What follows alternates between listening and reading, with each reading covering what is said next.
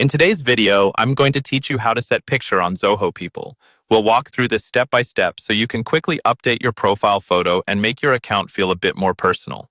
This is especially helpful if your company uses Zoho People for attendance, approvals, or general HR work, because a clear profile picture makes it easier for colleagues and managers to recognize you.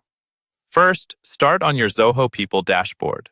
Look for the home icon in your main menu. This is usually at the top or on the left side of your screen, depending on how your organization has things laid out. Go ahead and click the home icon to make sure you're on the main home page before you continue. From here, you'll want to navigate to the section called My Space. When you open My Space, choose the option labeled Overview. This is where your personal information is summarized, including your name, role, and of course, your profile picture.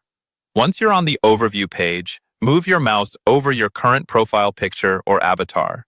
If you haven't set one yet, this might just be a default icon or placeholder image. As you hover over it, you should see a small camera icon or an edit icon appear on top of the picture area. This is Zoho People's way of letting you know that the image can be changed. Click that camera or edit icon.